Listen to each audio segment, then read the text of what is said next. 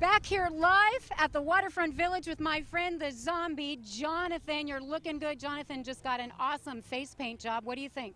I make turtles.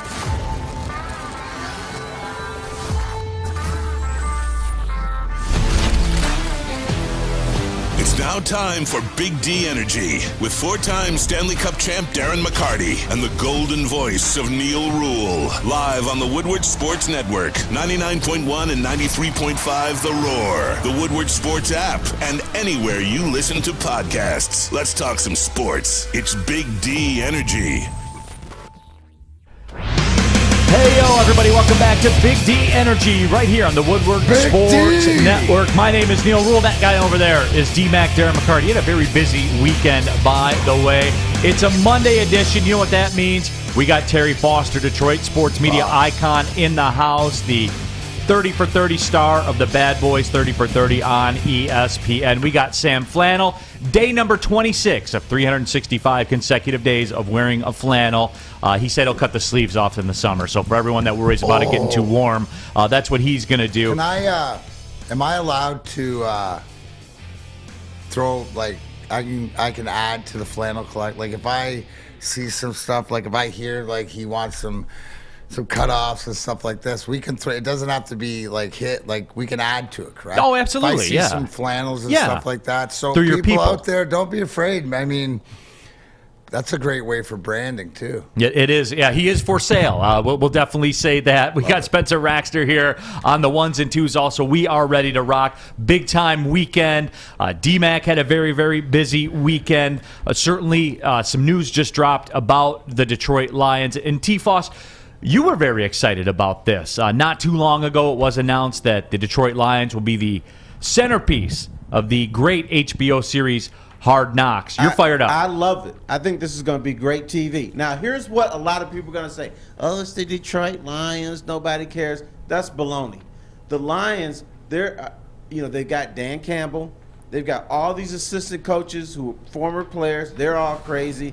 This is going to be a live show. I'm telling you, this is going to be, I'm going to say right now, damn it, it's going to be the best Hard Knocks ever. It's going to be tough to beat the Cincinnati Bengals one when they have my guy Pac-Man Jones. I will say that. No, I think it's a perfect storm. I'm excited like Terry too with this regime, with all the stuff with the younger guys, with what we're trying to build. I think it's going to be entertaining. And I think it's like this is the time. I know that last year when it was brought up, I was hoping we get it, but I'm really more hoping and glad we got it this year. So, yeah, I think because it goes back to the conversation with Scott Bishop about how the NFL sort of views the Lions now with Brad Holmes and Dan Campbell, and it's different from an NFL perspective. So it's a time to give an insight that what the insiders know, now it's time for the outsiders to know, and maybe it brings a little bit of respect. You still got to win games. It doesn't mean anything else, but changing the narrative, it'll help.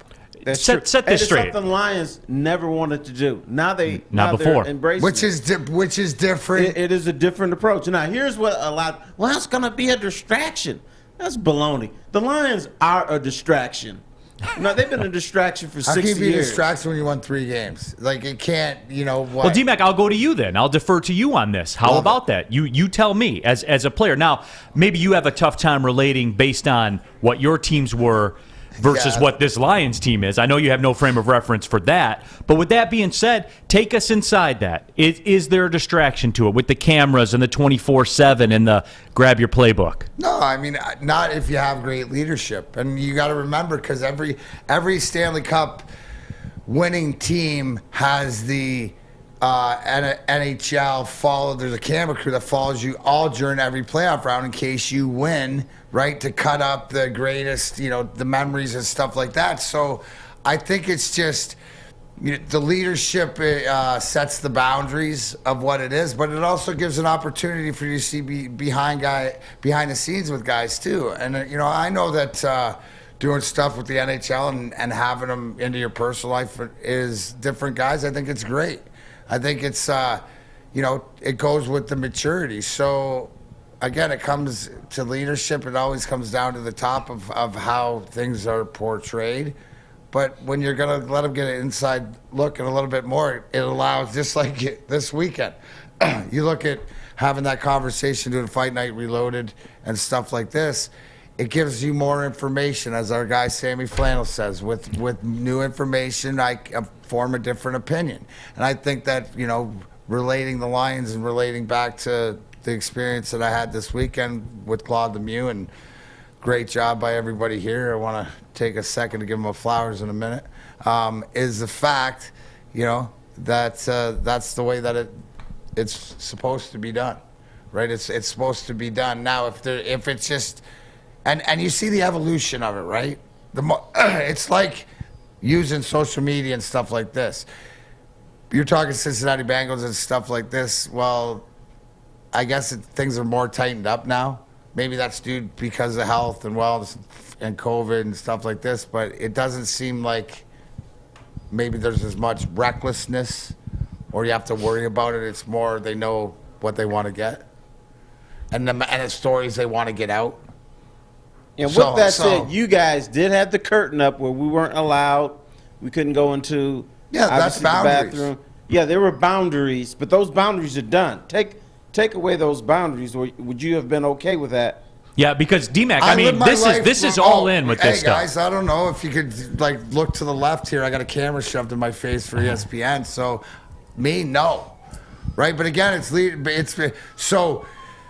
So again, right, but you're going to find out. I don't have a problem with it. Some guys do. But again, I think that's a question of the personality, but it's also where the maturity of your team is. Well, and here it is with me, DMac. Like, my favorite part of Hard Knocks, which maybe I'm a little messed up, I guess. But it's real. But DMac, but it's real, though. When they call the guy, the player, and they're like, bring your playbook. Right. And he knows. And it's real. They follow him into the office. Yeah, they follow him into the office. That's what makes Hard Knocks one of my favorite shows. So it's not because I'm rooting for people to get cut or anything like that. That's real life, and that's what I like about it. And here's also the thing: is when you get a chance to watch behind the scenes, don't you get to form your opinion on guys? Whether your opinion either can change or it can amplify what you thought about different people, or you watch a Hard Knocks and then the season goes on. Don't you have more of an explanation of, oh, man, yeah, I sort of saw that. He was a good coach. It seemed like he was getting a lot of his players the way he communicated in Hard Knocks. There's a yin and a yang and a pros and cons. But you never get to see that, It's like the ultimate social media. Yeah, no, it is. And you never get to see that anywhere else other than Hard Knocks, I've found. This guy's getting cut. And they told him to bring his playbook, and here's a camera walking with them. For the end of, but I mean, it's so what? But I don't understand. So you just how raw. Just how raw it is. Okay, so that's what it's supposed to be, isn't it? Right. And doesn't it give you more of a realistic? But you don't want us knowing everything about your team. But doesn't it give you more of that these football guys, no matter if they're the players, the coaches, the trainers, whatever it is, doesn't it get more human than it just is laying a bet or on your football team on a Sunday? Right? No doubt. The humanity of it when we talk about this or whatever, it gives. And I think so what happens is you're building a foundation is that the perfect timing is now because Allen Park and things that the Lions never wanted you to see behind the scenes. Now with this regime, this is time to do it because it's only gonna help because they're ready. Now, if there's any negative, I would think that whatever shines negative would be apparent because you want to improve it, right? When you're not afraid to make mistakes because you want to improve them as opposed to afraid of making mistakes because it's like more of a character flaw, right? So that's something. So to me, the fact that Terry said that they've never done it before, they never even wanted to do it before, they always said, no, you can't do it, that's change of behavior. Hey, T Fost. Do you really think he wanted that? And I'm saying, one of your teammates gets cut before the 92 season or whatever, and the camera's in the guy's face as he's got to walk down the hallway with the playbook. Would you really want that, DMac? Would you really want it? What do you mean? Would you really wanted that kind of access? It's not about that. It's about the whole process. And if you're bringing it in to show the process, and if you're the person, I'm sorry, be better. Yeah. You're different. I'll admit you're a different man. But I think a guy who's not sure if he's going to be in the league, is carrying his playbook down the hallway with a sad look on his face. Do you think that's what he cares about, whether it's he's got to weigh the pros and cons of, oh, my God, I might be able to get an NFL contract or make a practice league team, or I'm going to get embarrassed on – but is that embarrassing to try to reach your goals and you don't come up to it? I'd like to see the conversations, O'Neal. It's a low moment in your life, and you don't want the whole world to see it. Let it be a paragraph or a sentence in the newspaper. And you know what? I am different. Because what I found is in the hardest of times like that, if it means a lot. See, I would be more interested in what's the coach speak or whatever. Is it the proverbial blow you off and just, oh, it's not? Or is there something that's said? Is there a poignant thing that they can use that to, then I watch this guy and what happens to him? Does he, because that could make, in today's day and age, I'm going to watch that and see, okay, can this guy get up? Where is this guy's name? I never heard of him because he got cut, but where does he end up? Oh, practice league or what? Or no, maybe that's the end of his career. But that also drives the interest in the games. It's what I live for in that show, man. It is. What the games. So I asked you, do you remember some of the names of these guys, or is it just sort of like is it like watching 48 Hours and watching like? See, you know what I mean? It's is it just that another moment. show? I worked my ass off during training camp. I think I should be on this team. Coach calls me in and says you're getting cut. It's 53. You're in the moment and you're pissed off. Right. So what's wrong with that? You don't want the whole world to see that. So then don't go to that training camp if you're so worried about the nation blowing you up and you can't come back from failure. I'm sorry. Like, failure builds champions. So because they don't stay down, they get back up, and that's the whole thing. And if you're worried about, what your boo or the stop chick it. you're trying to bang, that you're worried, whatever, like it's that's because you didn't make the roster. You're pissed off. So be pissed off. Show your personality, and then get pissed off and go make somebody else and shove it up their ass. But what normally happens, I don't get it. You don't want to make the NFL. And no you one don't want from it you enough again. if you're worried about what it looks like on TV, good, bad, or different. If you're worried about how you come off. No. That's not the issue. The issue's not, I don't want the world to see it. The issue is I have my playbook. I'm going in there. I'm in a pissy-ass mood because I gave this organization everything I had. Who you are. There's your chance to shine. If you don't realize that the game being played in society now is that your little window to do something that makes you viral, to makes you notice, or gets you a chance, or you listen to whatever.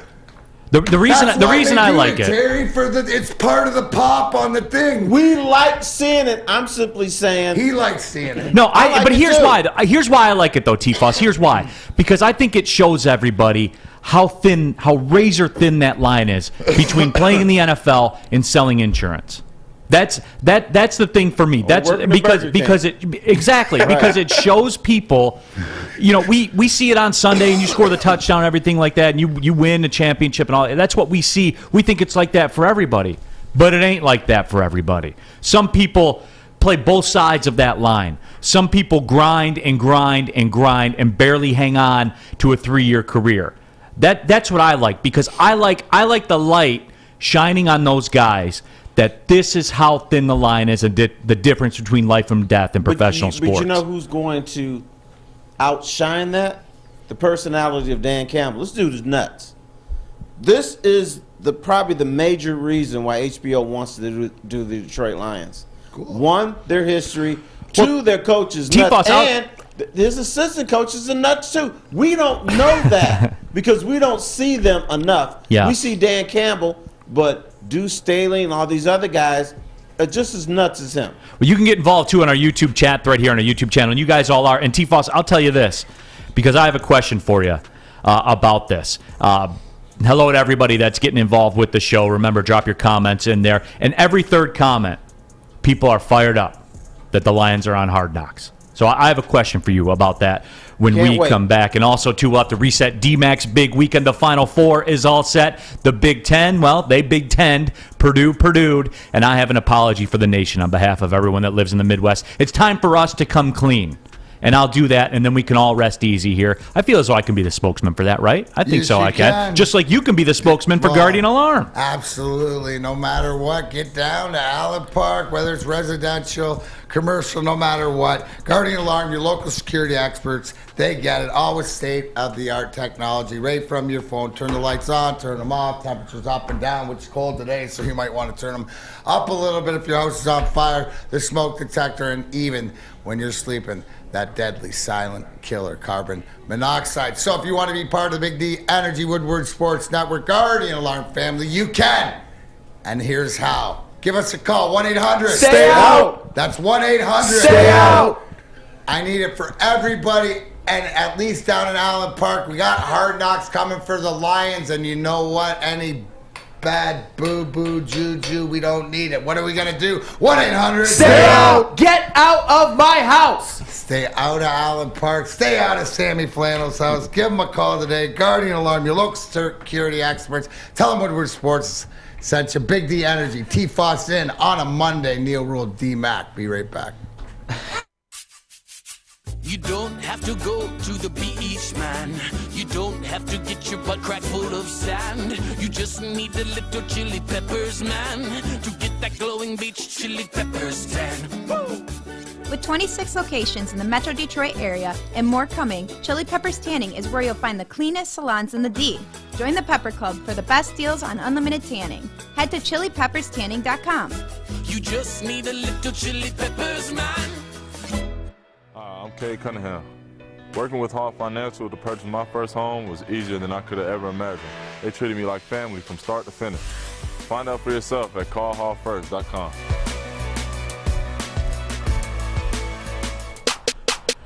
Back at it, Big D Energy, Woodward Sports Network. Neal Ruhl, DMac, Darren McCarty, the 4-time Stanley Cup champion. We got T Fost, Terry Foster here on a Monday. Remember, story time with T Fost coming up in just a little bit at the beginning of the second hour. Terry will let you choose your own adventure. He'll give you 2 story options that happened to him throughout his illustrious media career. Sam Flannel, Spencer Raxter here in the building as well. But we're talking Hard Knocks with the Detroit Lions. You can send us tweets. Our social media handles are on the screen as well, so feel free to tap in and get involved however you want to get involved. And the comments are flying in. Hard Knocks, Detroit Lions, and Dante151 says, man, this was entertaining discussion. Where's the popcorn when you and DMac were chopping it up? Robert Colosia says, Neal's right. This way we get to know everybody who is going to be in the USFL. Dom Rivera 81, if that person who gets cut takes it like a man, the footage might get them another chance somewhere else. And Quentin Yearling says, personally, I enjoy the human factor of Hard Knocks. It puts it into a better perspective that all these players and these coaches are just normal people busting their asses for a job. And Quentin, you and I are in lockstep about that because I think it humanizes what can be a very unhumanized process as far as the way we view athletes and stuff like that. There is a class of athletes that do go season by season, year by year, that make the league minimum, that barely hold on. There is a very large class of athletes that are like that, and that I like to see that story told a little bit. Not every day, not all the time, but I do, and that is what I do enjoy. But T Fost, I had a question for you about the whole Hard Knocks thing, and this is my theory on it, because people are fired up in our live chat there. People are just burning through that they're excited about this. Is this another one of those things, like when they say Detroit's in the running to hold the draft? Is this our opportunity to cling, for Lions fans, to cling to some kind of national relevance? Because we don't, the only time we're ever nationally relevant is on Thanksgiving, when people complain about the fact that we have the game here on Thanksgiving every year. Yeah, for whatever reason, this fan base wants their team to be in the national spotlight. And yes, this is another opportunity, because when I was a youth, the thing I always noticed is they used to have the highlights of the big games of the weekend, and like on Monday nights, a lot of times the Lions were like 2 seconds. They wouldn't even show them, and that meant a lot to this community. They want to see, they want to be included, and so now for the preseason, the Lions are going to be the big story. And that means a lot to this area. And you know what? We get to see athletes as human beings. We don't treat athletes as human beings. They're commodities. Are they injured? Are they playing well? Are they all-stars? But we don't see them as fathers and sons. And dudes trying to get a job. Yeah, and dudes trying to get a job. So now we get to see this. And and the great thing is going to be the comedy of Dan Campbell. Well, I think you mentioned it, right? The one thing is what you really notice too, once you hone in on a few guys, but how much time these coaches and even the players to some point are at the facility. I mean, they pretty much live there. I agree with Terry. It'll be, it's Hard Knocks Detroit Lions starring Dan Campbell. I mean, that's the way it's going to come out, and I believe that that's the sell on it. So, but isn't this the opportunity too? I think it's to allow that. I think we're not like I do think that he's off his rocker, but I think I'm off my rocker a little bit. But I think that it's going to. No, you off your rocker. Don't say a little bit. You off your rocker. But I think it'll be controlled chaos. And I think that coming out of this is that this is right now it's going to be a benefit, and to that point, I hope, and this is what we're all hoping as the fans or whatever, and this is what we want to show the rest of the worlds that that it ain't the same old Lions. Right. That the operating is different. That it's a little bit like this, but you know what? Look out, we're coming, we're building. No, and it is, and don't get it twisted either. This is a very large production, very large investment. Some of the camera guys, very good friend of mine's a camera guy for NFL Films. They bring out the best in the industry for this too. I mean, that's why it's so good. I mean, if you watched it with the Cowboys, the drone footage that went through the stadium and all, I mean, they leave no stone unturned. It is. You do get some very, very cool stuff that comes out of it. Well, there's we're just coming off of my weekend of 25 years of one of the great narratives. There's narratives built into this story that storylines. I read Don Bird just said, Kuda comeback player. They always do the guy coming back as, the number 3 guy or whatever. I know they can do pretty cool things on television, but they can't make realities. But, all right? But you can film, right, pre something into reality. Right? You don't know that. But you're going to get the footage of it, and maybe this is the start of something, and you go back to this. So, I mean, I'm excited. I'm excited, and I don't think it's a hindrance. Like, if it was even if it was last year as excited as I was for it, it wouldn't have been right with the way that the season went to start. Then we'd be all over them if they started that way after being on TV. Then that they would have been a detriment. I think that the way that season started, they came back, the way that they played, the way Dan Campbell improved, stuff like that. It'd be a joke and an embarrassment if they would have done it in the Quinn Tricia era. So right now is the time, and I think because the Quinn Tricia era. Well, you didn't want to see Matt Patricia riding around on his 4x4 out there with his broken leg on Hard Knocks, I'm coming in the booth, bro. I love Marty Morningweg on the motorcycle. On the motorcycle? Once that first episode of Hard Knocks, you cannot utter that man's name out of your mouth again. All right. I won't. Believe me, I'll never want to see that again. Now, it'd be cool if they had Wayne Fontes in the golf cart, right, Terry? Oh, yeah, Wayne Fontes. Fontes? No. With the golf cart and the popsicles. People forget about that. And the big buck. Yep. The big buck head on it. Yep, just telling Barry Sanders, hey, do whatever you want, Barry. First game, September 2nd. Right. Right, that's right. We wouldn't have Barry Sanders in training camp. No. There was always some kind of contract issue. Said, where's Barry? Whatever. No, absolutely. But yeah, so we're certainly looking forward to that. I know a lot of you guys are too. Juice's Ghost says, yeah, HBO knows how to make a TV show. It will be good, and it will be good too. And like I said, that's where you come to appreciate too the camera guys and how gifted they are at what they do, man, because they turn that into reality. And it's absolutely incredible. You had a pretty incredible weekend too, DMac. You put a sport coat on. That's how incredible the weekend was. What's that? You put a sport coat on, didn't you? Like a blazer. Hey, you know what? And here's the great. Look at that photo up there. Hey, and myself and Claude Lemieux sitting beside each other. Listen, I know it was cool. Like a lot of people, I wore that to the hockey game too, and got a lot of compliments. But you know why I knew? What I knew this morning, when I walked in the back and I was trying to give all the boys and girls in the back their flowers because so proud of the team here and you know, it really means a lot because this weekend was big for me, just personally for what it meant, and it couldn't have come off any better as far as, you know, I thank Claude and even Adam Foote for coming in and, you know, talking about that stuff. You can see ESPN's here doing a weekend thing, and I just, you know, it's about the message. I'm always about the message, and it's everybody gets it and it got the message. But as far as the jacket, Justin, our guy in the back, the jack of all trades, he even said, DMac, that was pimp. And you know what? That's it right there. Boom, mic drop. I know it was cool, keeping it in the repertoire. Obviously, thank you, Nick. You know, I mean, I don't need to dress myself. I did.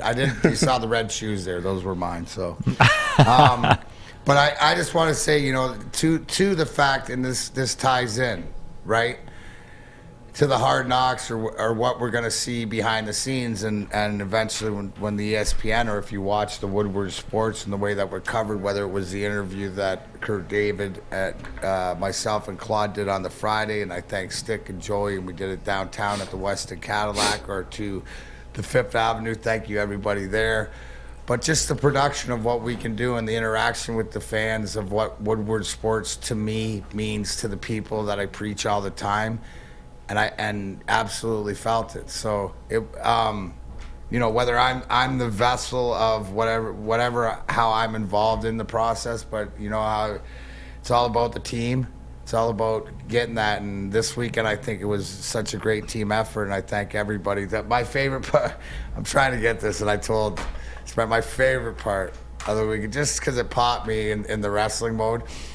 Is Claude and I were talking, and we were watching the game, cutting it down or whatever, and I said something or whatever, and then I looked over and I said, yeah, and I got the Woodward heavyweights, and easy is spent right on command. We're up and in their Woodward heavyweights mode, and like right there on command, dude. It popped me. I like that, but it was that interaction because it's all about the people, and I thank everybody here, everybody that, all my team, you know, Nick, Haas, Tammy, everybody. Yeah, Tammy, thank you for counting 500 items yesterday for me, or whatever it is. But teamwork, making the dream work, and for the bigger picture, I hope everybody understands that, you know, in life and in sports, bad things happen, but as time goes on, and the accountability, us as humans can never have to forget, but you can forgive. And I think I said it the best. I said, listen, if you go on the ice today with Claude Lemieux and you turn your back, you're an idiot, right? Never do that. But as far as if you're the man and whatever, they asked, I have Foxhole, golf course, whatever it is, that's my friend. I love who that man is, and plus, Wings fan, please understand we have to play nice.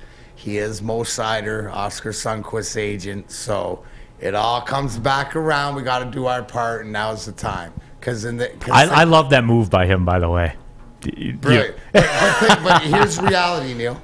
If people want reality, he will probably be representing 3, 4, or 5 guys trying to help the Red Wings to win the cup, and be as focused and just help. And there's a great part that I'm gonna save that if you get to see the interview we did that I talked about. I might have to cut that clip for another day, but I asked Claude about Mo Sider and about being his agent and the impressive things. So I'm gonna save that for another time.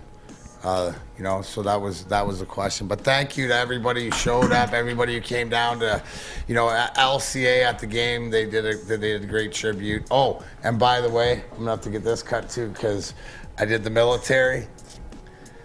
But it was they're all awesome. But this guy was 91-year-old military guy, dude. And when I gave it to him, he put his head on my chest and sort of cried, said like our era, he says, was the best era and stuff, and just had his family there and everything like that. So that's your favorite part of the job, isn't it, man? What's that? That's your favorite part of the job. Yeah. When you give the military veteran their jersey, man. Yeah, that one was awesome. No, that is cool. He's the man. So see, there's a bigger issue to me with this whole thing. The issue is this: should there be some kind of remembrance of the episode with Darren and Claude Lemieux? Because there are very few moments in sports that you remember. You remember Tayshaun Prince with the block of Reggie Miller. Right. That probably propelled the Pistons to a championship. The Darren McCarty battle with Claude Lemieux and then Shanahan busting up Patrick Watt. That was the moment that propelled the Red Wings not only to a championship, but 4 out of 13 years or whatever. Right. So should there be some remembrance, maybe a number retirement or a statue or something where that moment is frozen in time? You should put one of the, in my opinion, build one of those like Gordie Howe, Ted Lindsay gold statues of that incident of the picture we see of marking the date. Because here's the thing, which was poignant. We remember lines, players, episodes. We don't remember dates.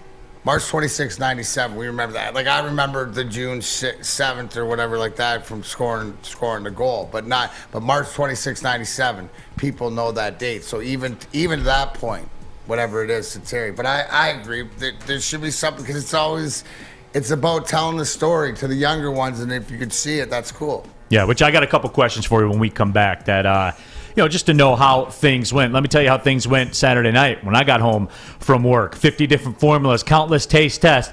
Gypsy Vodka, the best tasting, smoothest vodka on the market. It's gluten-free. It's corn distilled 6 times. They use artesian spring water. Hey, that's cool. Cool-looking bottle, as you see on the screen. That's cool, too. You know what the bottom line is? You pour it in a glass with some ice and some club soda. Maybe squeeze a lime in there. It's good.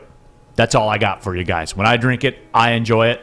There's no other endorsement I can give, guys. You want some good taste in vodka? Gypsy Vodka certainly is the play. Go to the store. Ask for it by name. It's Gypsy Vodka. As always, drink responsibly. Woodward Sports. Missed part of the show today? Watch again on YouTube or download the podcast anywhere you listen to podcasts. It took exploring. Hi, my diamonds. It's Crystal with an X. You want to get hot and perfect like me? Here's my super easy routine. Drink at least a gallon of water before you wake up. Attach a weight to everything in your house. Hello? Sell your car and just sprint everywhere. Scream when you exhale. Don't follow Crystal with an X. Do your own thing at Planet Fitness with tons of equipment and free fitness training in our clean and spacious clubs. Join now for just $10 a month and cancel anytime. It took exploring 50 different formulas and hosting countless taste tests, but we believe Gypsy Vodka is the smoothest vodka on the market. Don't believe us? Ask the owners. We're Mike and Adam Kazanowski with High Five Spirits Distillery. We're in close to about 1,200 locations throughout Michigan. We wanted to create a brand that was geared more towards freedom, love, adventure, and at the end of the day, we really wanted to tell a story that inspired other people to take risks, follow their dreams, whatever that might be. Back at it, Big D Energy, Woodward Sports Network. Neal Ruhl, DMac, Darren McCarty. We've got Terry Foster in the house. We got Sam Flannel. We also got Spencer Raxter here as well. And we got all of you. Tap in on our YouTube chat thread, and you guys can go ahead and jump your comments in there. I'll read all the good ones. I'll read some of the bad ones too, whatever. Social media handles on the screen as well. Send us tweets. However you want to get involved with the show. You're taking the time to listen. You're taking the time to watch. Least I can do is take the time to read your thoughts on it. But we're talking to DMac, talking to T Fost here. And T Fost, look, usually your weekends are the epic ones around here, but I think DMac had a pretty epic weekend. The autograph signing at Pro Sports Zone, the event at Fifth Avenue in Royal Oak, certainly the Red Wings game, which we want to remember more the Red Wings game of Saturday than we do of last night, which we will get into in the second hour of the show, unfortunately, because DMac and I, we had it out a little bit in our world-famous pre-production meeting, and DMac, companies and corporations would kill for access to the way that we prepare for shows, the way that we prepare to go on the air. Hey, if you want to hire us as a consultant, you can. But we're not giving you. We got to get the bag before we give you that one. But DMac, it's true. It's true, and yes, all the best stuff probably left at breakfast. Yeah, absolutely. But before we get into all that kind of stuff, DMac, just the weekend. I'm sure it was kind of a blur for you, and a little bit too with everything that was going on. Just give us the highlights, man. Did you learn? And you've done these types of things before, but did you get anything new? Was there anything new that kind of surfaced that even made you take a step back and think, I never really thought about that before? There's absolutely, and I recommend, and not only recertified things that I probably knew starting 5 years ago when started to do some autographs. Like, this is the fourth time Claude and I have got together to do autographs, and it's just sort of like, there's something bigger to this man. And you know what it was? He's Chelly, right? He's what Chelly, but Chelly, came in, bought us all off by buying a bar downtown and giving us Coney dogs, and he figured it out, right? Like to come through. But there's so many parallels between Claude and I. Like, his favorite players that are growing up, like, were Dale Hunter and Rick Tocchet too. He wanted to be like them. I was Rick Tocchet. Where he came from, trying to fight out of not ending up in the family business, and just there's a lot of parallels. But I think that after 25 years to hear accountability, different sides of that. But I gotta bring one thing up. Do we have that picture, Spence? Do you have that picture? Okay. So we were going. This is the biggest thing that I learned. Okay, right here. There's a picture that's for the radio audience that's up. And this is in the game, March 26, 97. And what I'm showing here is Steve Yzerman skating up the ice and Joe Sakic sticking him, in the midsection, but captain on captain. Now, why do I bring this up? Because this is 97 for the greatest hockey rivalry from 1996 to 2002. And these are the pivotal guys. Not even just then, 25 years ago, to their organizations to this day, as Joe Sakic. Those guys are stars of the game. These are the kings of the castles. Right. To the players changed. A lot of the different. Some of us stayed the same, but these are the integral part to no matter what. To 25 years later, leading the same franchises from off the ice. But that picture, what it tells me was that these guys don't get enough credit for like how bad they wanted it and heart and really like they were dirty too. Like, it was cool with Claude doing the watch back is like say, oh man, Forsberg, he was dirty, right? Like, absolutely. Like, sort of Kozlov, he was dirty too, but everybody else, and just being poignant with the situation of how it really went down. And like I said,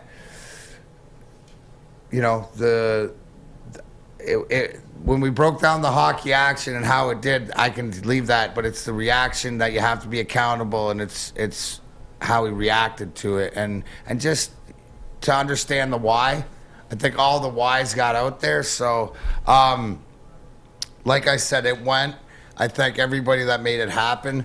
But as I laid in bed last night, as I was tired, it was a great weekend. But I felt fulfilled. Well, the biggest thing. I felt grateful. I felt fulfilled. I felt like the message that I want to get out, right, which is trying to enjoy my truth and enjoy the message. People got it, and I felt it from the signings, from the conversations, and then just people realizing, to realize that the most poignant thing I took to the interview with Kurt David, my boy Chris from up north, who's probably one of the hardest guys I know, like life, whatever, like this, like hate called me, like hold a grudge, hate, won't give him a chance. He sat and listened to that interview and on purpose and walked out of there and he said, I don't care if you don't love that man from now on. If you don't love that man, I'm going to fight somebody. You know what I mean? It totally changed him, but it was like I could see therapeutic, and if I can get it to him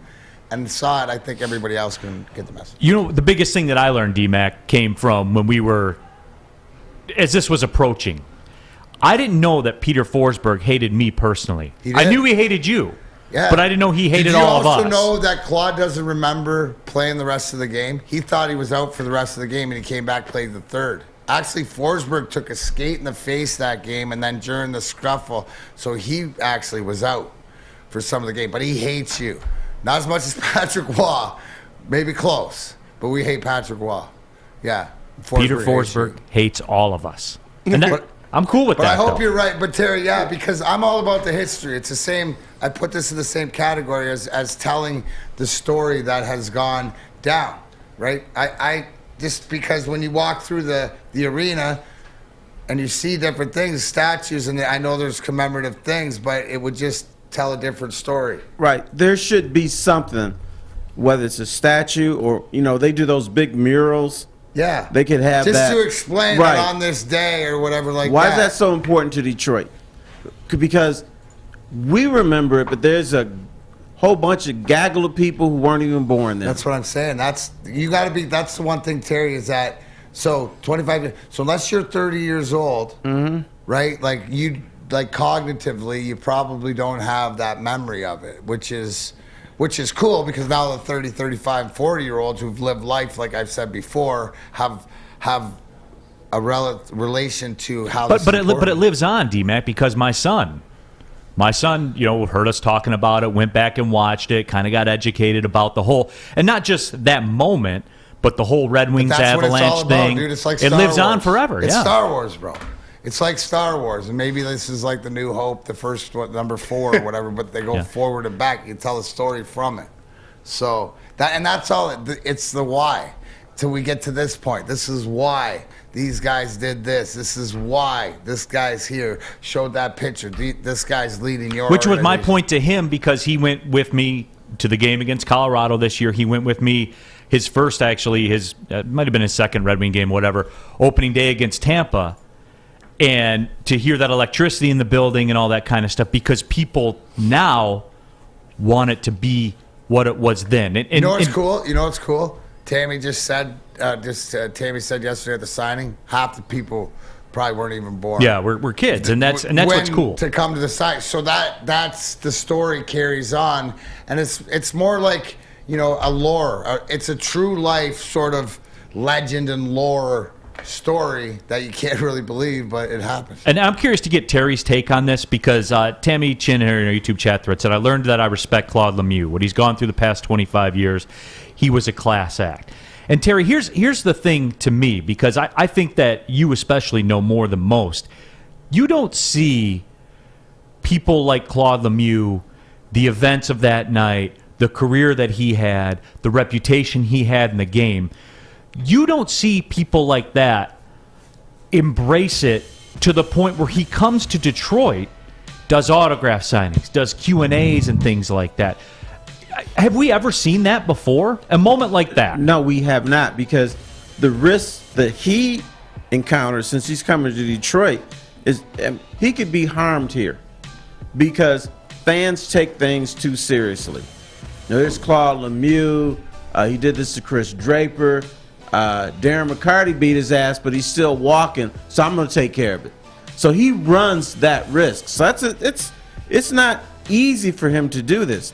But the one thing that that I've been able to understand about athletes is they have their most evil, ugly ways on the ice or the court, but they're able to put it besides at some point. Fans can never let go. Right. You know who's talking to each other on the sly now that won't admit it, and they've had dinner? Isaiah Thomas and Michael Jordan. No. Yes, sir. You're breaking that right here, right now? Right here, right now. They've had dinner together. They talk on occasion, and it's civil. Still not going to get him on the dream team, though. Revolution. No, it's too late Look for at that. See, Yeah. just start a revolution. I don't know, man. He froze him out of the dream team. I don't know that I can ever get on board. But they've had some civil court. And the other thing, I was in Vegas for a fight, and pre-fight, I'm gonna kick your ass. You're nothing. You're a moron. You don't even belong in the ring with me. Afterwards, they're hugging. Hey, thanks for giving me a chance. It's like a little social club. It blows my mind. The place that these guys have to go to when they step between those lines, we'll never we think we understand. We cannot even imagine the place that these people have to go to. But let me tell you where you should go to if you want to get down on the action. It's mybookie.ag. Final Four is here. We're going to talk about that coming up next, as a matter of fact. If you wanted to bet against the Big Ten, say, on mybookie.ag, you won pretty big. That's just the way it played out. It always seems to go that way on mybookie.ag. And here's the deal, guys. We can talk about the bonuses, the deposit bonuses. You sign up, use a promo code Woodward. They'll match your first deposit up to 50%. That's cool, but you know what else is cool? A smooth interface, a site that works, a site that doesn't crash, a site that gives you quick in-game odds, updated, ready to roll, so you can move when you want to move. And again, sign up today with the promo code Woodward at mybookie.ag, and you will be ready to roll with a 50% deposit match. Masters coming up. People betting on golf these days. You got people out there like DMac hitting 25-1 shots on NASCAR. You can do that. You can bet the NFL draft. Malik Willis at number 2. I'm just saying, you could do that at mybookie.ag. One more time, sign up, use a promo code Woodward, and they'll give you a 50% bonus on your first deposit. And then you can bet anything, anytime, anywhere with MyBookie. Have a problem with gambling? Call the Michigan Problem Gambling Helpline, 1-800-270-7117. 6 dark corners, a driveway and a patio, 5 windows that could become doors. Every house has unique security challenges. Guardian Alarm has more tech, more team, and more ways to help keep them all safe. Get a professionally designed and installed security and smart home system from Guardian Alarm. Sign up today and get a free video device. Guardian Alarm. Smart, right from the start. Call 1-800-STAY-OUT. Mornings in Detroit just got bigger. Starting April 4th, Terry Foster joins the Morning Woodward Show. That's right, the Motor City icon is now going to be on Woodward Sports every morning. So make sure you're waking up 8 a.m. to 10 a.m. daily to hear the Detroit legend along with Adam right here on Woodward Sports.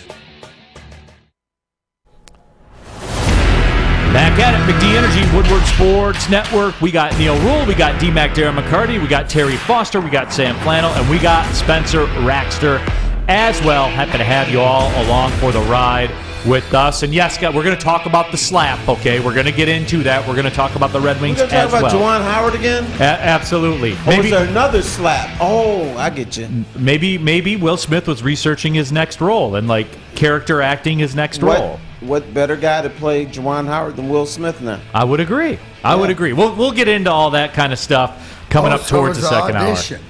I think it was just method acting. You know, he's warming up to the character. You can jump in here on a YouTube chat thread. College basketball Final Four is set. Obviously on Saturday, Villanova got the win. They are in the Final Four. Kansas in there as well. It'll be Villanova against Kansas on one side. You guys know the combatants. On the other side, for the first time ever in the NCAA tournament, it's Duke v. North Carolina on the other side. That was the matchup America wanted, and North Carolina made sure it was going to happen as they completely took apart St. Peter's in, I think, and this is on record, too. This isn't revisionist history stuff. I was telling DMac that was the worst possible matchup for St. Peter's. If they could have drafted teams they wanted to play, I'll tell you this, that North Carolina would have been around the last pick that St. Peter's would have wanted to play. Here's the conversation that I recall, right? This is the worst matchup for St. Peter's, and then something about somebody beating them. You're talking about the spread, about 15 points, the fifth seed or whatever, and you said this is a 20-point. This is the one that they could get knocked for 20. Yeah. What happened? They get knocked for 20. So, I mean, great run by St. Peter's, but matchups show everything. So, again, look at what it's coming down to. You know, some of the usual suspects. You got Villanova and Kansas, and then what else would you want? North Carolina, Duke. I mean, it's just sort of like, this is one when you go backtrack and you look in and go, oh, I see what the committee did here, right? Thinking that if these two programs could play up to their ceiling, they'd end up in the Final Four, and that's good for ratings. But all the crazy stuff that happened in this tournament, you get St. Peter's, you get all these double-digit teams advancing through. At the end of the day, we have the Blue Bloods, Kansas, North Carolina, Duke, and Villanova. Teams that have won championships, who you would think would win more championships. So the Blue Bloods, the cream comes out at some point. But St. Peter's, I know bad matchup for North Carolina, but isn't this what happens to every lower seed who makes the Elite Eight? They've had their run. They surprise teams. Everything's gone their way the whole time. But when it's time to go to the Final Four, they don't just lose. They get their asses kicked. Because teams like Carolina and Duke can go to a level that they cannot. And their players, I've read about them. So, they can actually play. So we got to actually show up. We saw Kansas do it with Miami. Right. Remember, they were clowning around with Miami for a little bit, and Kansas dropped the hammer, and it was a wrap. Say, see ya. Next thing you knew, they were up 20, and Miami was cooking. Larinaga even said that in his press conference. He said they went to a level we couldn't go to. Right. And that's just him being real, man. And what about this, T. Fost? Jack Harrington on our YouTube chat thread. Go Tar Heels and in Coach K's career. You think that's going to be the sentiment around here, too? Yes. Because he's inflicted great harm. Right. And down there in North State. Carolina, that's way more people like North Carolina than Duke in the state of North Carolina. Right. And Jack also goes on to say UNC versus Duke is the best rivalry in college basketball. Do you concur with that, T. Fost? Absolutely. There's none close to that. Give me another. You can't. That rivalry is so big. And then everybody's got to come back. Grant Hill and all the North Carolina players have to come back for that game. And it's vicious down there. Because basketball, they don't have football. Well, they sort of have football, but it doesn't count. Yeah. What about this one, DMac? Louisiana Lion 89. T. Fost's brim is clean, tight as hell. It is. It's a work of art, man. Did you go down to Eastern Marcus? Is that a new one? Or this was one of the first ones I got. I didn't go down to the Eastern Market, but they have another one in Southfield. I went to Southfield to get this. Because that's would you consider crispy. That one? Is that one of your favorites or whatever? Is that one of the more pimpier? No, they're all my favorites because I only have 3. Okay, but is that you know how cool that? You always know how cool that is. I like the black one better. Okay. Sometimes you got to wear the black hat. Ah, my guy ain't afraid to wear the black hat. Terry Foster. No, that's why I like doing the show with Neal, because Neal doesn't want to be in trouble with all the time with people, so I say I'll do it. I'm good with it. Absolutely. It's like when I worked ESPN Radio with Drew Sharp, I could say whatever I wanted. Right. And Drew got blamed for it all. Sure. It was beautiful. It was a great time.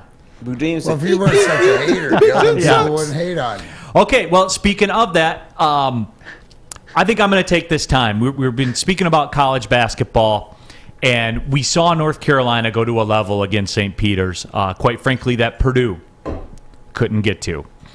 And I want to take this time right now to talk to America on behalf of everybody that lives in the Midwest. And here's the deal. I want to apologize for all of us here, and I say everybody I live with here in Big Ten country. I think it's time for all of us to come clean right now. Come clean on this ruse that we've been perpetuating here in Big Ten country about Purdue and about Iowa. And it's time for us to come clean and say we've been fooling all of you, America. We fooled everybody in America for the last 20 years about Purdue and about Iowa. And when we've talked about how good the Big Ten is, that's usually been one of the first ones we run to. Well, look at Iowa. They're number 2 in the nation in football. Look at Purdue. They're a threat to go to the Final Four. No, they're not. Iowa's never number 2 in football. Purdue's never a threat to go to the Final Four. We say that to you guys, but I just want to take this opportunity to come clean to America and apologize on behalf of everybody in the Midwest and say we're sorry. And the reason I'm doing it isn't for America. I'm not doing that. It's so we can all have a clean conscience from this minute going forward. Because I think together we can all admit that we're not going to do that anymore. We're not going to say the Big Ten's the best conference. Look at Iowa and look at Purdue. We'll leave them out of the arguments from here on out. So anytime Iowa's in the top 5 or Purdue's in the top 5 of anything, that's your guys' fault now. It's not our fault because we came clean with you guys. We're open and honest about it. We know they're fraudulent. We've known this the whole time. Even when they've been a favorite to go to the Final Four or been number 2 in the nation in football, we knew in the back of our mind, we knew what we were doing to you guys.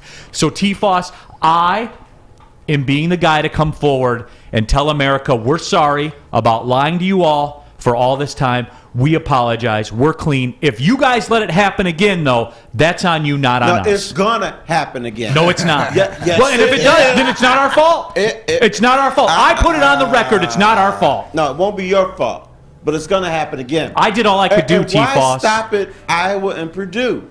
How about Michigan football? How about Michigan State in basketball? Yes, they make all these Final Fours, but except for 2000, you knew they had no shot at winning it all.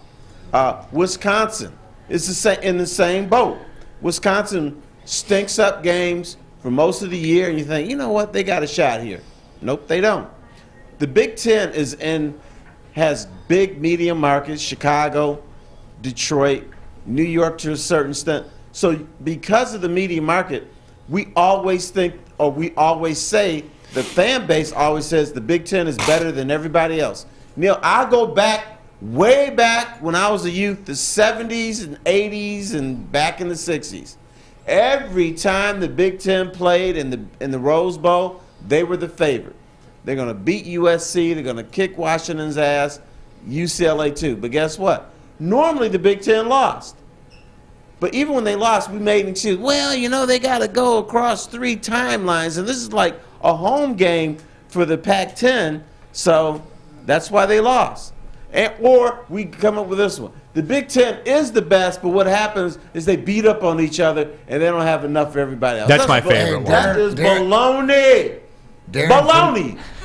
Darren from Royal Oak was wondering, Neal, is this extra sensitive because you being an Oakland Grizzly and part of that program? No, it's cute. That is the Oakland Grizzlies, the Purdue, and the Iowa of the horizon because they can't win the games when they need to. Is that? I mean, does that magnify the fact because you live sort of the same thing? I mean, your program. No, I'm watching it, so it's more apparent. Is this why you're an expert on it? Because you see it happen more live with. Oh, they're taking a shot at you, brother. I mean, we've been to 3 of the last 17 NCAA tournaments on 1/10 of their budget. You know what I'm saying? I mean, we've done that. But that's not it. But because you watch games and you see a program right in your face that you're a part of, so you see the same thing here. That's why I'm saying take heed. You're not just throwing it out there. This is more facts. I know what Oakland does, but that's another point to the fact of not getting it done. That's what Purdue and Iowa does. Yeah, you get to a point, but you don't. We talk about not winning it when it matters. Yeah, I mean, is that fact or is that not fact? He's taking a shot at Neal because but that's what they do. And Terry, they're doing it here. They're doing it here. They're saying Michigan gymnastics, Michigan softball, Michigan hockey. Nobody cares. We were talking. But my point is, isn't Oakland a lot of that same? And yes, when you're they're way better than Purdue with what they have in Iowa, what they have. But they don't win the big game. That's what you're saying. Until they win the big game, it's usually the same thing. Yeah, but it's not apples to apples comparison, it's not apples man. To apples, yeah. Except when you're watching it, you don't. And why are we talking about this? That can't get there or do it. It's about the fandom. I don't think about the budget, the draft, we're playing out of here, is that you can't win the big game. Isn't that what we're saying? The Big Ten being frauds haven't won since 2000 and stuff like this? Yeah. That the Big Ten and whatever it is can't win the big game? That's what it is, guys. That's what it is. And I love everyone's going to run down the talking points like they always do. This is factual, guys. They haven't won a national title in over 2 decades. Right. 2 decades. Yeah. And we do this all the time with Purdue. We do this all. When are we done? When are we done talking? And by the way, here's the ACC playing each other in the Final Four, like always. Mm-hmm. Here's the ACC, probably the favorite to win another national title, like always. Just stop. Just stop with the eliteness of it all because of teams like Purdue and Iowa, man. Stop. Yeah, it goes deeper than Purdue and Iowa. I agree with you, but they're the poster child for it all. They are the poster child, but the Big Ten is never going to win the college football playoff. Right? They're not. Yeah. And maybe they will 30 years from now or something, but they're not even close to winning that unless it's Ohio State. Yeah, and if they want to run that bit too, Oakland's won their conference in swimming the last 45 years in a row, and Oakland soccer's got wins in the NCAA tournament over the SEC. By the way, Oakland soccer goes to the tournament and beats nationally ranked SEC opponents like Kentucky. It happened. I mean, if that's the way you want to do it, then we got to stack them all up. Then let's stack them all up. Yeah, I mean that's the none of that has anything to do with the fact that the Big Ten got 9 teams in the tournament and couldn't even get to the Elite Eight. That's factually what happened. I can't help you guys. So stop with it next time. More factually happens, that they win. So the Big Ten, whatever Just it stop. is, they're going to stop beating each other to death before I'm not, they get to the tournament. and anytime someone jumps in here with that stuff about the Big Ten, I'm cutting you off right there because I already gave out the qualifiers. Stop with it.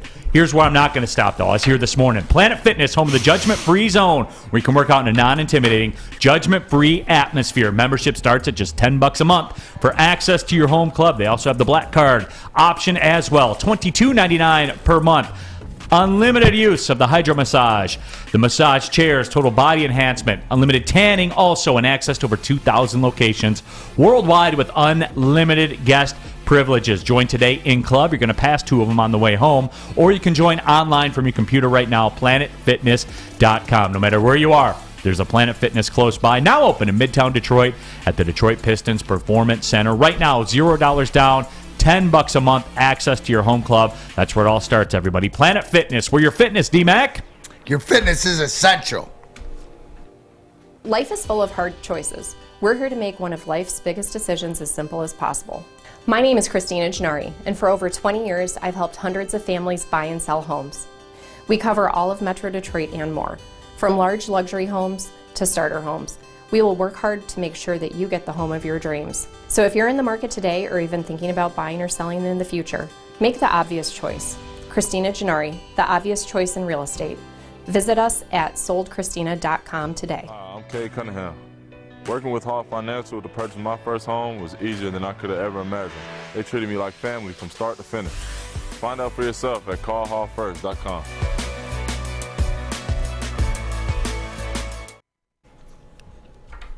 Neal Ruhl here for Chili Peppers Tanning, where you find the cleanest salons in the D. Spotless sanitized rooms, trained and certified tanning professionals. Join the Pepper Club. Get your unlimited tanning options on.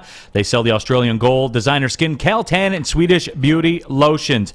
Chili Peppers Tanning, the hottest bulbs, the hottest deals, the darkest hands. They are your vitamin D headquarters. 26 locations, more on the way. Find out where the one closest to you is at chilipepperstanning.com. Pulling up on the second hour of the show, we got myself, Neal Ruhl, DMac, Darren McCarty. We got Terry Foster. We got Sam Flannel. We got Spencer Raxter here in the house as well. We have all of you jump in our YouTube chat thread. Get your thoughts out there. Anything that you want to do. And we're talking Big Ten basketball right now. That was an abject failure by the Big Ten Conference. And I know everyone's going to run to the Michigan stuff and say, well, they made the Sweet 16, and they were the team probably that shouldn't even have been in if you went off resumes, T. Fost. That's a failure, right? But I found it funny. I talked to some Michigan people, and they say that Michigan State making 7 Final Fours and winning 1 national championship, who cares? But now, then they thump their chest. Michigan's made 5 straight Sweet 16s, which means you played 1 bad team and 1 mediocre team to get to the Sweet 16. So now you're supposed to say, hey, that's a big accomplishment. 9 Big Ten teams in the field, nobody makes the Elite. Yeah, nobody in the Elite Eight. Somebody should have been in the Final Four. 1 team should have been in the Final Four if the Big Ten was so good. But I go back to it when I was told what big wins they were to beat Purdue, and that was everyone's always their go-to. And it didn't matter what team it was, all of them. And I've gone through great lengths, Terry, because I'm not talking about Michigan. I'm not even bringing up Michigan State because they have the resume. Michigan, as of late, has the resume, making it to national championship games and things like that. I can cut slack to Michigan. I can cut slack certainly to Michigan State. I'm talking about these other ones that we're told are good all the time. Like Iowa, they're hot, Terry. They won the Big Ten tournament. They're coming in hot, and then they play Richmond, and they're bounced. Purdue, it's such a big win to beat Purdue all the time. And what happens to Purdue? They lose to St. Peter's. And they have it where All it took, too, for St. Peter's was a little bit of token full court pressure, disrupted the offense by about 8 seconds, took about 8 to 10 seconds to get into the offense, and then guess what? They would get the ball, they'd break the pressure, they'd get the ball to the big at the top of the key. They're in that 3-on-2 situation off a full court press, and every time the Purdue big would spin it back and then they'd reset their offense. What did Carolina do? They didn't even get pressure from St. Peter's because St. Peter's knew. No, all North Carolina said, we're men and you're boys. Yeah. So take that. And before you guys do it, and I haven't updated it right here, save the Purdue beat Carolina in the regular season stuff. Because what have we learned about this tournament, T. Fost? When everything is on the line, certain programs go to another level. That is true. But this was a tournament. I will admit that early on, you thought anything could happen. But when it's time to decide things, but you know what? A lot of teams beat teams they shouldn't during the regular season. It matters in this tournament what's going to happen. That's what it's dictated on. And Gromit says only 4 teams get to the Final Four. I guess it's just so easy. Well, it seems to be easy for the ACC. Does it seem to be easy? Yeah, they make it every year. They're playing each other in the Final Four. I would argue, hell, it's probably easier to go to the Final Four than it is to win the ACC. Seems to be. It probably is, because to win the ACC tournament, you've got to beat Duke. You got to beat North Carolina. You probably have to beat NC State. A lot of times to win the national tournament, you have to beat Richmond and then Creighton. Purdue. No, it's a big win. It's a big win anytime you beat Purdue. Iowa. Big win. That's a huge win. UCLA. But sometimes it is tougher. Now, DMac, it's on us, though. And, I mean, I took Duke to win this thing in the brackets, on the Woodward Sports bracket. Yeah, I did take Duke. You keep telling us. We did take Duke. Now, with that being said, though, DMac, even I, because you know me, you've taught me accountability in my life. Yep. I will look into the camera and say, I undervalued the ACC. I did, and that's my fault. I should have known better, DMac. Should have known better, but, the cream rises to the top at tournament time, and I think you're dead on, is that it's probably easier to make the Final Four depending on where your seeding is, but the ACC proves year after year they're always the there. cream rises. Even Miami's in the Elite Eight. Right. You know who didn't have a good season? North Carolina. But when the tournament started, they're like, okay, this is what we play for. They upped their game. They got better when the tournament started. And now North Carolina, a team that got blown out in a lot of games during the regular season, they're in the Final Four. But Duke was the same way. Duke wasn't really Duke, the usual Duke. And I think that goes to show you even more so, Terry, where it comes to coaching, but how strong the ACC is to be able to turn it on like that. You know what I'm saying, Neal? It's sort of it speaks to the depth, or it's tough because we're not talking pro, we're talking college. Pro, you're paid to prepare mentally like that. You don't see that usually, but that goes to programs, right? Instilling culture, and that's more the culture, Coach K culture, the Williams culture, the whatever it is.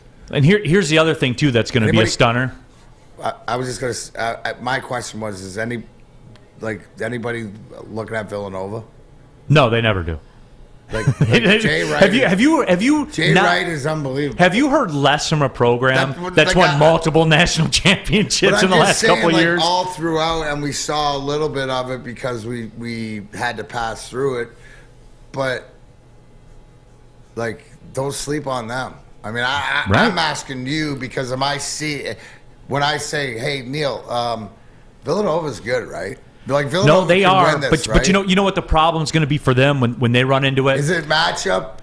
Bingo. Because when I talked about St. Peter's, about them never wanting to see North Carolina, they would never want to see Kansas either.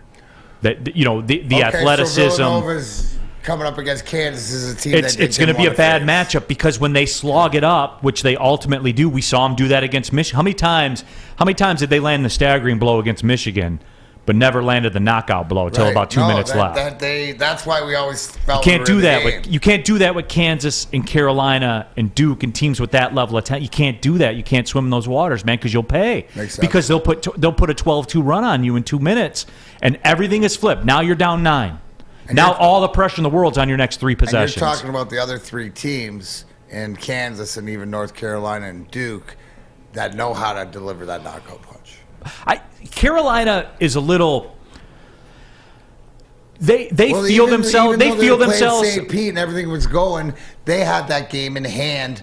Right. The whole game. So that's North Carolina though too. Like that's the way they do it. When they get up 12, they'll try some things and they won't run offense as hard. They won't cut as hard. Those types of things. That's in their DNA. That's who they are. They're talents. Like Carolina throws a jersey on the floor. And when they play a team like St. Peter's, that jersey's good enough to beat them. But T. Fost, you've seen it with teams like this all the time where they're so good, they know that they're good, that it makes them not as good as they can be, if that makes any sense. No, that makes total sense. They know they're going to win the game. But I saw North Carolina play a number of times during the regular season. I'm like, they're all right. Because they were making that transition from Roy Williams and a new coach and everything, and they just weren't meshing. Yeah. But it seemed like then when I saw them playing the tournament, I'm like, I don't recognize this team. Who are these guys? So they upped it. And Gromit, we'll get this before we get it over to Spencer for the Folding Warehouse. So every team that didn't get to the Final Four are frauds. LOL. Gonzaga, Arizona, UCLA, Purdue. Come on, man. No, there's only one fraud in that group that are the teams you mentioned. Take a guess who they are. Gonzaga, Arizona, UCLA, Purdue. Which one of those names don't belong with the other 3, Terry? Gonzaga, national championship game participant, multiple Final Fours. Arizona, was won national titles before. It's been to Final Fours. UCLA, go from the play-in game to the final. It went to the play-in, and Purdue. Yeah, Purdue's the odd man. Purdue's the Marla Hooch of that group. What a hitter. Speaking of hitters, where can I get a hitter? Oh, you can get some hitter down at the Folding Warehouse in Hamtramck. It's the home of the original bowling pin game called Folding. You can host your corporate party, a team building event, or just come in with your family and friends and have some fun. They have 2 different ways to play. You can do $10 unlimited open play where you can stay there from open to close and throw your arm off, or you can have a private lane reservation, $120 for up to 10 people for 2 hours. You can bring your food in, so you can order your wing snob, you can order whatever you want, bring it in there, have a good time, watch Purdue choke in the playoffs, or and of course they have their $2 mystery beer vending machine where you can put in $2, it pops you out a random beer, no fuss, no decision needed. But if you want to make a decision, they have over 100 beers at multiple fully loaded bars to choose from. So come on down and get your full on. You can check them out in person in Hamtramck, or go online at thefoldingwarehouse.com. That again is thefoldingwarehouse.com. From Spencer and Big D Energy, we'll be right back. Fellas, let's be honest. We like things to be easy. We like simple stuff, like sports 7 days a week. We like things uncomplicated, like Lady Jane's Haircuts for Men. Open 10 to 8, 7 days a week. Walk in anytime. Sign in, sit down, watch your favorite team play. And before you know it, your hair will be game ready. Open 10 to 8, 7 days a week. Walk in anytime. Lady Jane's Haircuts for Men. It's wicked awesome. Mornings in Detroit just got bigger. Starting April 4th, Terry Foster joins the Morning Woodward Show. That's right, the Motor City icon is now going to be on Woodward Sports every morning. So make sure you're waking up 8 a.m. to 10 a.m. daily to hear the Detroit legend along with Adam right here on Woodward Sports. Back at it, Big D Energy, Woodward Sports Network. We are going to talk some hockey in just a couple of seconds. So in our YouTube chat there, let's clean up the college basketball. Flintstone says Gonzaga is falling short every year too. Are they? Because everybody here celebrates Michigan, right, Terry? Do they not? Yes, they do. It's Michigan country. Yeah, great basketball program, right? Mm-hmm. Which they have been over the course of the last decade. They've been wonderful. Right? Gonzaga's done everything they've done. Have they not? Couple of national championship appearances, multiple Final Fours, Sweet 16s all the time, 4 Elite Eights since 2015. They've done everything Michigan's done. So why does Gonzaga get this narrative that they're less than, But those same people that say that in our YouTube chat thread are like, "Oh, you forgot about Michigan basketball." Why? Because we're in Michigan country.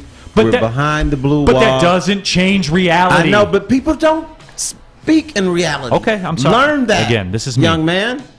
I know, it's me. It is you. I'm sorry. I got to be better. As my guy Darren McCarty says, look to yourself first. Where's your accountability? I have to be better. YouTube chat thread. Is it just me, or have I noticed cameras around? Yes, ESPN is here. DMac. DMac is the centerpiece of some stuff. What's going on with the ESPN cameras, DMac? Let everybody in. So, thanks to ESPN. So they're putting together a piece of 25 years with the rivalry, and I think it's really cool because, back in the day, ESPN was part of the NHL, and I think that them being back, they realized that this rivalry, to what Terry's point about, we're talking about a statue downtown around LCA and stuff like this. Well, ESPN realizes, this is part of the pedigree of the hockey and the history, and not only that, but the story, the sort of from Sweet Revenge to Sweet Redemption or whatever it is, to everything else, that it's life. But so they're coming they came in to cover, Claude and I sitting down doing an interview, obviously the Fight Night Reloaded, and I'm going to do an interview after the show with them. They're sitting down with Claude and sitting down with Adam Foote and stuff like this, and just, to give perspectives. And I think if I say the destination's an oasis and this is part of the journey, I firmly believe that everybody that was in attendance or gets to, watch what we did on Saturday night, that over time, it's another piece, another history piece. It's sort of like, the pride that I have in the Russian 5 documentary that was done to show that how much we truly, no matter what, loved each other and why we were successful, and we fought through different things. And so it's really cool the way everything's come together, but it's teamwork making the dream work, Neal. So it's not about me. It's about all of us, and it's about all, how everybody feels about it and how it means in everybody's life. And it's just, I'm grateful for the opportunity to keep it in to fruition. And the fact ESPN is going to cover it, because we all know that's a big part of all our lives to whatever else. It gives more of a bigger exposure to the game. And if I can help that because of history, then so be it. No, and this is big because ESPN, before they got the rights, didn't give a damn about the NHL. Now they're doing little things like this, packages. This is going to be huge. A lot of people are going to see it, and it's going to make the NHL stronger. And I think what I like too in this aspect is that it's a little bit deeper. It's more of to the history, and then life doesn't stop, right? So what we're doing now, and I love the fact that they came in to see, what we're doing with Woodward Sports, which is, a piece to the puzzle of moving on. Like I mentioned, Claude's, an agent to Mo Sider and Oscar Sundquist, even here. You probably broke a lot of people's hearts when you told them that. But here's the whole thing. You know what? You live and learn, and if I'm going to get to a point, and the consistency and the accountability is that enjoying my truth. This is my truth. So if my feelings had changed, the thing is that I have to explain the why, and the best way to explain the why is because I have somebody that also wants to explain his why and give the perspective. It doesn't change the right or wrong, but it gives you an understanding in life. And I think the fact that everybody has grown up through it, I don't care. I saw some idiots call it a sellout or whatever. They don't get it. Those are the people that I talk about good. Get out of here. Like, go be angry. That's not to me what life's about. Hold a grudge. You and all the grudge holders, go over there and be miserable. If you don't want to and you want to move on and be better, because forgiveness isn't for anybody else, it's for yourself to move on. And I said the same thing. Dude, don't turn your back on the ice to the guy, because he'll probably do it again, right? Or not consciously, but off the ice, that's not the man. That's not the person. And I think we all deserve, as human beings, to be able to have that sort of, redemption and call it like you see it. If I didn't believe it was genuine, right, or sincere, or whatever, or hadn't been, and it's just not like, oh, he automatically became my best friend. No, it's that I have respect for this human being, that I would be in a foxhole with them, that I think that it's and the candidness of how he said it ruined his legacy and all that different stuff. That, to Terry's point, that for 2 years, no matter where he went, he had an armed guard sleeping outside his door. It changed his life. It made him miserable. It ruined it. You know what I'm saying? He's very poignant about that. So to me, that's what it's all about. And to Terry's point, that he sees that, oh, well, ESPN back into hockey, but they care. And to me, they care. This isn't about wins and losses. This is about the life. Here's a critical poll, because I do want to get the temperature of the people. So I do want to bust out a YouTube chat poll. So I'll have Spencer throw this one up. Are Red Wings fans okay with the fact Claude Lemieux is Mo Seider's agent? Because I want to know. I do. I'm curious to see whatever. And not in a negative thing. Here's the thing. You know what I'm talking about, DMac. Yeah, but I guarantee that they're 100%, no matter where they were after this weekend, happier about it. Yeah, more comfortable with it. More comfortable with it. I think that is. Whatever else. So that was the point. Because here's the reality of it, right? So we play nice, because the reality is he's going to help you win your next cup. Right. Absolutely. So, we'll do that. And we put it off long enough. We have to talk about this. So, T Fost, I'll go to you. You're a man of the people. You're a man of social media. You know this. You've tweeted about it. Who got smacked harder Sunday night? Was it Chris Rock or was it the Detroit Red Wings? I think Chris Rock. He got rocked. Now, I know a lot of people around here thought it was fake and staged and Which stuff. I do. But here's why I think it was real. You don't talk about a black woman's hair or lack of hair. Will Smith was smiling when Chris Rock told the joke about Jada Pinkett being G.I. Jane Part 2. But when you looked over at Mama's face, it was boiling. Laughing. She was not having it. And it wouldn't surprise me. She said, "You gonna let him get away with this?" But he looked over and was like, Mama's not happy. I got to do something. Now, he did the wrong thing, but he did it for Mama. We do silly stuff for our women because we look over and, Mama's pissed off, so I got to do something as a man. I know exactly what you're saying. I think that's what he had to do. He felt he had to do that. No, and Chris Rock should know better. He did a documentary on black women's hair. Listen, it was Chris funny. Rock should have known when he walked up there. I was like, dude, his skills ain't smart enough. He should have avoided that because he went with the open hand over the top pimp slap. You know what I mean? But no, that was exactly what it is. Dude, right, wrong, indifferent, cancel, whatever. Oh, not setting an example. Dude, I look over at my wife and I get that look or whatever where I know it's whatever. Yeah. I'm going to do the same thing. Except if I'm going to hit him, I'm going to hit him for real. Unless he's just trying to make a point. What would have even been better is if he backhand pimp slapped him. But to the point, Terry, you know, and because of,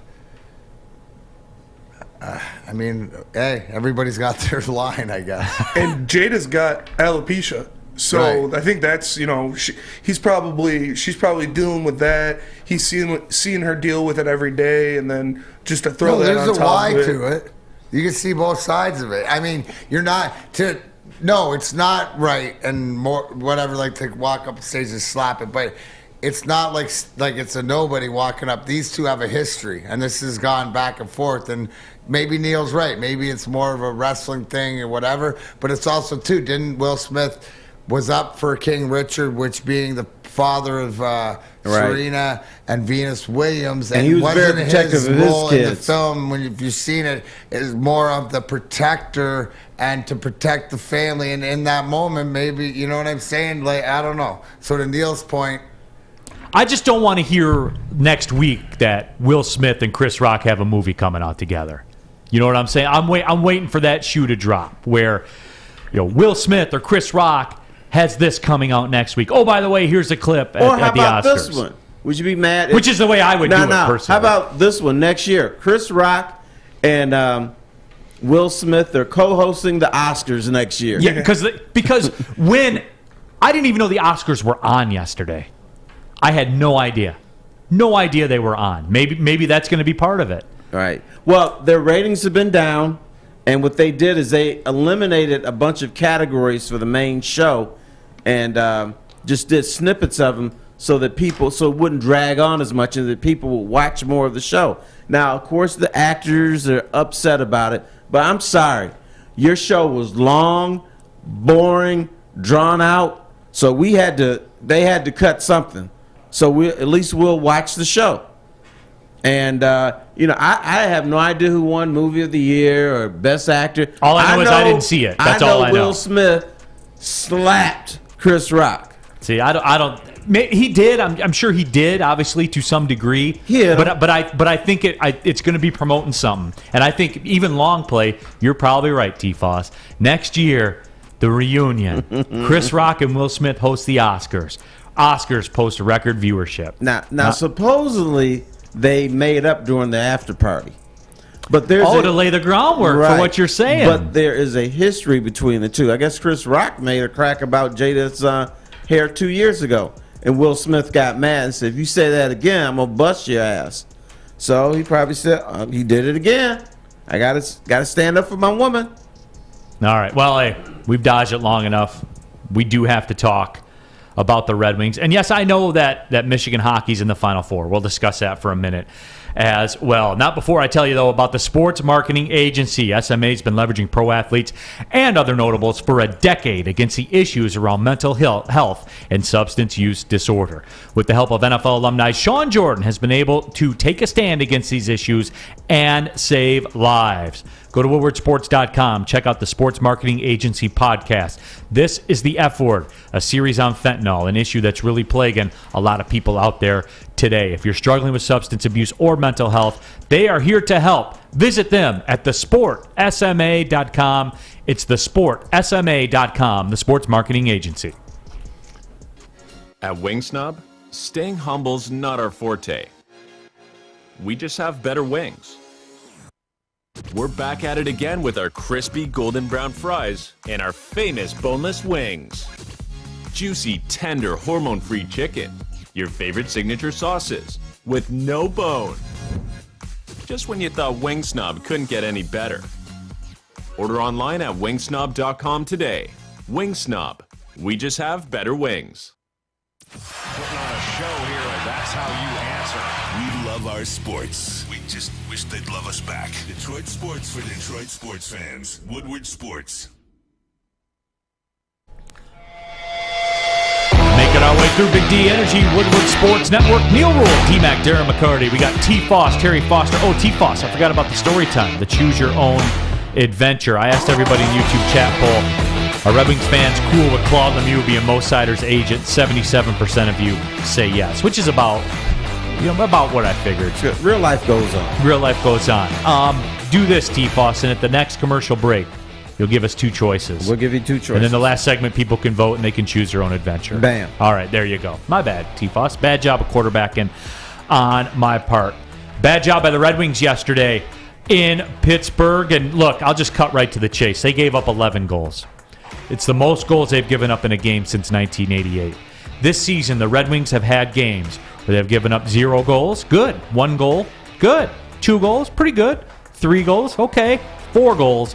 5 goals. They've given up 6 goals in a game. They've given up 7 goals in a game. They've given up 8 goals in a game. They've given up 9 goals in a game. They've given up 10 goals in a game to Arizona, of all people. And last night, they gave up 11 goals in a game. So let's just cut through the pleasantries, DMac. Tammy Chin, our YouTube chat thread, I think says it very well, because people want a pound of flesh, as you and I talked about in our world-famous pre-production meeting. I want to know how Mr. Blashill still has a job. I know Mr. Yzerman wants to wait until the end of the season, but someone has to be held accountable, which is the same way of me asking you, DMac, are we to the point now where there has to be a pound of flesh? Because I agree with Tammy, not necessarily about Blashill right this second. It doesn't have to be today. It doesn't have to be tomorrow. But we're to the point now there needs to be a pound of flesh, DMac, and I don't know who it is. I don't think not right now. Where's the pros and the cons? I think what it's more imperativeness is who's accountable. Stevie's looking at the players. He's not giving you the out by the coach. He knows long play that this doesn't matter and it's irrelevant What are you going to do if you move Blashill right now? What's it going to do? If it's not going to deter whatever else. What this tells me is I think that maybe the core of the team or what he's working with moving forward, maybe he's got some second guessing. But the accountability needs to go to the players for this last bunch of games, right? Like I said before, unless you've sort of lost him. But to me, Stevie's going, wait. The easy way out is to use a scapegoat. What's the pros to not waiting to the end of the year? Like I said before, if there's a coaching change, what you would say if that's the pound of flesh, it would be after the season before the draft. Because what are the pros and cons to making the change now? Unless you were going to give an opportunity from inside the organization, right? Which tells me that you're not. Right, which means is, do I think there's going to be a change? Yes, but I think it's coming from outside the organization. So you're just going to wait. That's and you know what? yeah. You're going to just look at this team and go, where's the accountability? Like, I get it, 8, 9, and blowing these leads and stuff, and we look at the coach and we look at where's the accountability of the players? You're not embarrassed? Like, do something. Like, you're an NHL player, and you play. You've given up, like you said, 2 to 11 goals. That's on. I look more to Dylan Larkin and leadership in the room. And that's where I was going to go. So maybe this is something that, hey, D-Boss, let's go, bro. And yeah, you want the flowers and the Calder talk and all that stuff too. Yes, Mo Sider's a part of that too. To me, DMac. And tell me if I'm stepping out of line. Tell me if I'm stepping out of line. Part of learning, and I can accept the learning curve. And I'm not I'm not shining the light on Mo Sider or Lucas Raymer or some of the younger guys. I'm shining on some of the older guys that are supposed to lead and not allow this to happen. Take some pride in the defensive game. Here's what I think is happening. Steve Eisman realizes his roster is not set yet. So if he brings in his guy that he wants to lead this team to a championship now, the Wings are still going to give up 10 or 11 goals now and then. And then the guy that he wants to lead this team to a championship, the fan base is going to say, fire him. He doesn't want this fan base saying, fire the guy he wants to lead him to a championship, so he's holding back. Let Blashill take the arrows, and then when he thinks this is the roster that's close enough to compete, then he'll pick his guy. Because there is a part of that in professional sports, Terry. I don't think people overtly realize that or know that. We haven't been conditioned to understand that. There are guys who at some point are out there on the island and they have to take the arrows. I think Joe Dumars was one of those guys that was out there on the island that took the arrows, that fans got on. Remember, towards the end of his tenure here, he was booed, which I still will never understand. He was booed. And they had made 6 straight Eastern Conference Finals and were getting booed. Which Joe Dumars should be like DMac in this town to me. He can do no wrong. Just based on his accomplishments as a player, as a GM. I'll give you one name, Darko. It was all downhill after you drafted Darko. But they still won a title. They won a title, but they won a title based on the back of the trades that he made. Right? Stevie's going to get this team the base with a few guys when the caveats, the assets that are needed. That's when you bring the coach in and he can go out and pick We're not at that exit of the highway. We're not there yet. Okay. So he knows that. So again, 30,000. Hey, we ran into some rocks in the ocean and maybe we got a little shipwreck for a minute. We spilled some bourbon. But we still have most of it. Nobody likes to spill bourbon. Gypsy. Hey, we lost a couple Gypsy bottles. But we got most of the case left. Went in after them. They'll be back. But it is what it is. And again, who's driving? At the end of the day, if it's still hashtag Wiser plan, then that's what it is because the pros and the cons aren't there yet. You're the expert on this, DMac, so I'll ask you, and Clomp Sauce ask a great question, one that I've asked many, many times. Not lately because of everything that's been going on in and around the team. Clomp Sauce says, this is all a little strange because the Griffins were so good under him, Blashill, obviously talking about during his tenure there. What changed? The game's changed, but it's still not the roster, but that's the sort of different. And at the time, here's the difference now. At that time, the Grand Rapids Griffins put the guys in to percolate. They were trying to win championships down there too. Now the focus has changed. They're only down there developing guys. It's all about the development of those guys, getting them ready for the big club, right? So that's what has changed is guys still got to execute. I mean, look at the roster of how many of these guys is coached. So, maybe it's the message, whatever else, but the guys on the ice aren't getting it done. T Fost, what about this one? Okay. Tammy Chin says, and this was eye-opening to me. I mean, it's one of those things I knew, but I didn't know. But when you see it, you're like, wow. Blashill's had 7 years, one of the longest current tenures in the NHL. Yeah, that's true. But has he had the talent? No. In professional sports, it's talent-driven. And I'm sure the percentages are different. As Darren McCarty, who played in the National Hockey League, what percentage of a team's success would you attribute to players, and what percentage would you attribute to coaching? It's a system, and it's sort of the adjustment. And coaching has a lot to play, but the players, you have to have the talent, right? And it has to go with the adjustment. What made us so great was the way that, and we talked to this, about the rivalry with Adam Foote and Claude, is the adjustments that we could make. Playing with different guys, and that goes down to coaching. Coaching more in the playoffs. It's your system, but it is talent. You have to have the talent. Doesn't matter how good your coach is. It's that caveat when the coaching comes together. And then there's different guys that you say is, more of a player's coach or more of a guy that can develop younger guys, right? Where it's the listening, and you see that, where it's more of a veterans coach, where a guy, at the end of it's a combination, Terry. So sometimes, it's in the championship teams, it's probably 85-15. But as you're building it, it's got to be more like it's more 50-50 a lot of times. So you got to get your talent level up to. The more your talent's there, then the less your coaching has to do. But the coaching has to be spot on to that talent. No, systems, right? Like look at us, left wing lock. Nobody could figure it. First was the trap jersey play. Then ours left wing lock. Then teams figured it out. Then the rules changed. So who adjusts the best? And at the end of the day, coaching comes more into play because of matchups in the playoffs. T Fost, there has to be a pound of flesh, though, right? Somebody, somewhere. At the right time. And it doesn't have to be today. I'm not saying today. Because, once again, Steve Yzerman doesn't want to hire his guy right now. And then we're talking about fire his ass because they're not getting the job done. So there has to be a timing element to this whole thing for it to work. The away fan, I was embarrassed. That was worse than Arizona, Florida, and Toronto. Was that the worst? I don't know. I didn't watch. No, but that's the whole thing, is why you do that to yourself. You're only torturing yourself.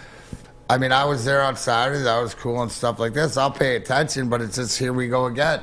And it's the accountability of the players in the lineup more than that.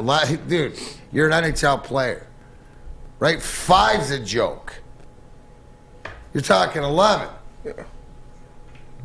Yeah, I was. I don't know. The power play, I think Terry said it the best. At the right time. And that's what Stevie's not going to do. He's not going to make that move, give the money out, do this or that without thinking it properly. What do you got, Spencer? Because if he fires Blashill now, he brings his guy in, and they're still getting rocked, and then they feel they have to fire him, then he's going to have to try to win a championship with his number 2 choice rather than his number 1 choice. And he doesn't want to do that. What do you got, Spencer? I was just going to say that was definitely the worst. I watched the whole game regretfully. Oh, my God. Why? I was, nothing else to do, just sitting there recovering from the night before. But Malkin was he was cutting through us like butter. He had one goal where I think he went between Osterley and Sider and just ripped it top cheddar. And he's just outclassing anybody on the ice. It was tough to watch. And again, when Evgeny Malkin, you sleep on the fact that the tenure that Letang, Malkin, Crosby have with that team, but a healthy and a guy, Malkin's been sleeping the last few seasons with injuries and stuff, but if he's engaged, he's still dangerous, man. Yeah. Still dangerous, but you know what else is dangerous? Money, money, money, money. How would you like 2 things?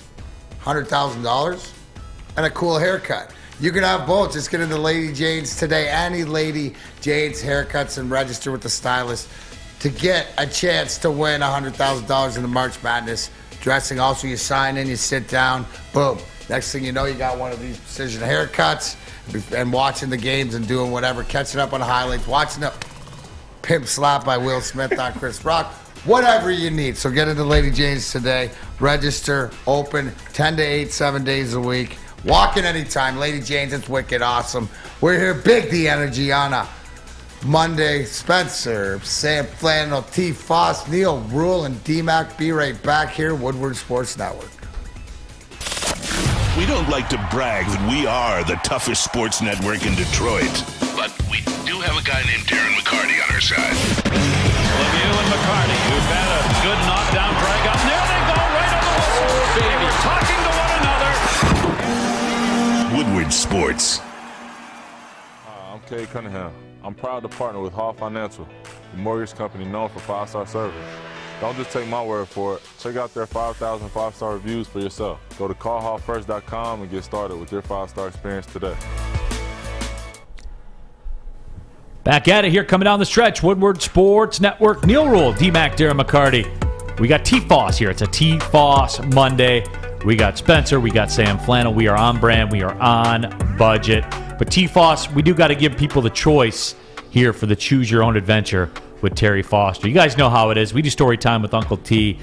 What's the two choices here today, my friend? The two choices. One is my visit with Claude Lemieux minutes after he checked Chris Draper into the boards. Oh, very topical. And yes, since we were talking about this, and what his demeanor was and his care level was and blah, blah, blah. And it was one of the few times, we were also talking earlier about how the media doesn't have access to all the areas in the locker room.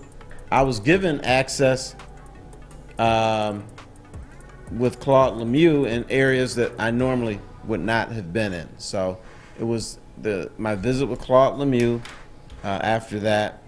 And then the second one would be my visit with Chris Osgood the day he made the bad clearing pass that allowed the San Jose Sharks to beat the Wings in Game 7. So we could have either one of those.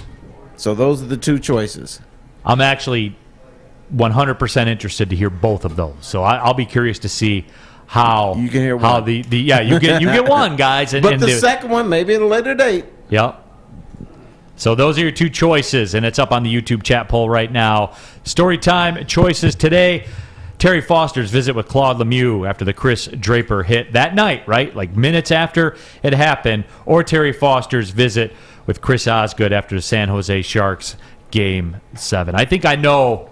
Recency bias tells me which way this will probably go, but save that one for a future time because I want to hear that. I certainly do. Certainly do want to hear that one. Yes, people, I know. Since the Big Ten has been a colossal failure in basketball, all of a sudden we have picked up many, many Michigan hockey fans here in the area. They are going to the Final Four. Their win over Quinnipiac yesterday, a game that it was a little bit closer. It was really weird. It was 4-0. Then it was 4-3, and they were gripping. Then a couple of empty net goals, and there it was. Michigan is on their way to the frozen floor. By the way, I turned the game on because it was in the chat when it went 4-3, and Quinnipiac, they were all over them. And then 4 minutes left, the coach decided to pull the goalie, and our illustrious Tom Asway from the bottom line says, the coach blew the game. And if you watched it, no, it's actually a couple, missed passes. But, as far as the ice being tilted and getting that, you saw the relief on the Michigan face when they got the first empty netter. But closer than it should have been, but congratulations, because it's that resiliency that you need sometimes to hang on to get through, because you're going to draw back when it's not when things are going good, it's when they're going bad. So good job by Michigan. Are you surprised by the level of Michigan hockey fans we seem to have all of a sudden, T. Fost? No, because people at Michigan don't care about hockey. They don't care about men's basketball.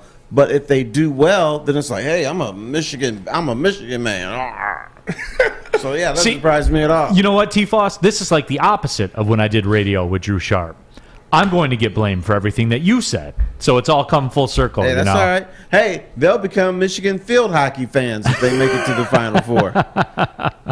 Sam Flannel, your level of fandom for Michigan hockey. You on board? Did you watch last night? I didn't watch a single second of it. I'm kind of. But you're locked in for the Frozen Four, though, right? Absolutely not. I'm not gonna fake it. I'm not going to fake it. I find those Michigan fans who are now like, oh, my God, Michigan hockey and even women's basketball, just posting about it on my Twitter. It's like you weren't there in the regular season when they were, in Big Ten play. And now that Michigan basketball is gone, they're all of a sudden like, oh, my God, hockey. Oh, my God, women's basketball. And then it'll be softball and field hockey if they're any good. I can't stand it. It drives me crazy. And I'm a Michigan fan, for crying out loud. Yeah. You know what is funny, though? I do enjoy college hockey. I like it. It's one of those things, though, as I started working in sports, when the sports calendar kind of gets squeezed on you, it's one of those ones that kind of got pushed out, and that does make me sad. Because when I was younger, I used to go to the college hockey games that were around town. I enjoyed college hockey. I did. My first ever assignment in the newspaper business was Michigan State hockey. Dylan Larkin, Justin Abdicator. Okay, wonderful. As a matter of fact. And there's nothing wrong with supporting our women athletes, even if it's late. Like, I never watch softball. You couldn't pay me. Hang on. You couldn't pay me to watch a women's softball game unless it's in the women's NCAA tournament. Then I watch all the time. Yeah. And you know why? Because that's over in 2 hours. It's over in 2 hours. Inside of 2 hours. Because you have the good pitchers pitching. I enjoy, people ask me this all the time, what's your favorite sport to call? Do you like soccer more? Do you like basketball more? I really do like doing Division I softball. I do. I do it for ESPN Plus for Oakland, and I enjoy calling it because it cooks, because it moves, because there's an atmosphere, because they're not going through 11 pitchers for one team and 9 pitchers for the other team. Because it's not 9 innings, because it cooks. That's why. It cooks, and you like hearing batter, swing, batter, swing. The little chants they do and stuff like that. They are pretty cool. I'm not going to lie to you. They are pretty cool. Oakland, by the way, preseason favorite to win the Horizon League in softball. So I expect everybody to keep that same energy, right? Oakland softball. Now, if they don't win it, these same people they're gonna come at me, right? Yeah. Yep. No, I know they are. Not my fault. Just like they're gonna say that I'm a hater because of what you just said. Remember, you talk about Iowa and Purdue basketball. What do you got to say about Oakland's women's softball team? Arr. Yeah. Absolutely. You gonna rip on them too? So it's. I just want everybody to keep that same energy. Real quick too on our YouTube chat thread, Harley Fife. Thanks again, Darren, for yesterday making yesterday special for me and taking the time out of your day to sign my picture. Bro. Yeah. So DMac told me some of those stories about some of the listeners that came out. I thought it was crappy that he got called a sellout by a couple people. That was my favorite. It to me though, they do it on like Easy's thing. Yeah, they're not gonna come up. You know what I'm saying? Like I laughed. Like that's how where I've come. I actually said a prayer for that person to not understand because they don't have the mental capacity to realize the whole picture. Because when the most poignant thing right at the Hawktown Reloaded was asked by an 11-year-old kid. Ask the question at the end and understand because that's where it's at. You don't have to be around, but if you understand the culture and why it is and in life stuff happens, but if we can set an example and be poignant, true, and sincere about everything else, you know what? That's the world I want to live in. So the other ones just double stay away because then you don't get hurt. Yeah, there's this one guy. He's trolling all of our Twitters, writing that, responding to all of us and saying that. And me and Nick Leach go at him, and he said, "Oh, real tough guys hiding behind your mom's computer saying that." I was like, "You're the guy on a fake troll account responding to us rather than responding to DMac." And it's okay because certain people. How sad. See, I always look opposite and go, man, how sad is this dude's life? Yeah. It is, but see, I don't look at. They only hit the one carrying the ball. That's the way I look at it. Yeah. Like if you're not doing anything, nobody's gonna come after you. But if you get hit, it means you're doing something that you're going that hit aid. I always laugh at that because, I do commercials for people all the time. Mm-hmm. Guess what? keep them coming. Yeah. I enjoy those checks. Bam. T Fost. I know you do. You know I do. Bang and dang. That bourbon doesn't pay for itself. You know, that 20-year-old, that's that right. 20-year bottle. Especially after, Stevie's, the ship's getting rocky and we're spilling some more. Yeah. We need some extra ones. Hey, and those bottles up there, the 20-year bottles, you got to do a couple commercials to start drinking out of those. They don't give that to you for free, huh? No. But yeah, I'll just do some more commercials, man. I'll sell out every time, T. I'm just letting all you guys know that right now. You'll never have to go on social media to call me a sellout. You'll know going in. I'm sold. Story time with T Fost on our YouTube chat thread. 66% of the people want to hear the visit with Claude after the Draper hit. 34% of the people to visit with Osgood after San Jose Sharks Game 7. I'm surprised. it's that close. Well, it's not that close. That's still 2 to 3. 2 I know out of that's 3. still called a landslide. Landslide, yeah. Yes. What is the line for a landslide? 60%. And the landslide above is a landslide. So 60-40 is a landslide. See, I don't feel like 60-40 is a landslide, but I think 65-35 is. Dude, in elections today, every election is decided 51-49 or 52-48 because we're so split in this country. If something's 60-40, that's a blowout. No, I get that. But yeah, it's going to be story time with T Fost when we come back. It looks like he's going to tell it. Unless somebody closes really, really hard, it's going to be his visit with Claude. And T Fost, that was directly after the game.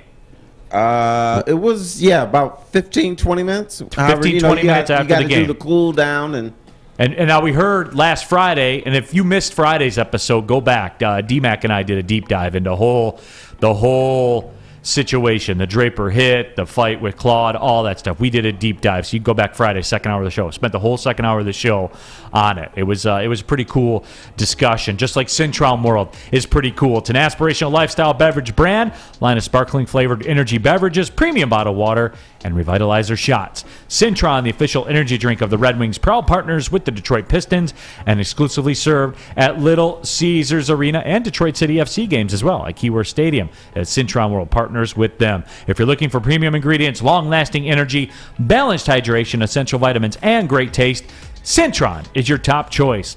Buy online at cintronworld.com. Use the promo code RedWings10. Save 10% with shipping included. Drink it. Live it with Cintron. Life is full of hard choices. We're here to make one of life's biggest decisions as simple as possible. My name is Christina Gennari, and for over 20 years, I've helped hundreds of families buy and sell homes. We cover all of Metro Detroit and more, from large luxury homes to starter homes. We will work hard to make sure that you get the home of your dreams. So if you're in the market today or even thinking about buying or selling in the future, make the obvious choice. Christina Gennari, the obvious choice in real estate. Visit us at soldchristina.com today.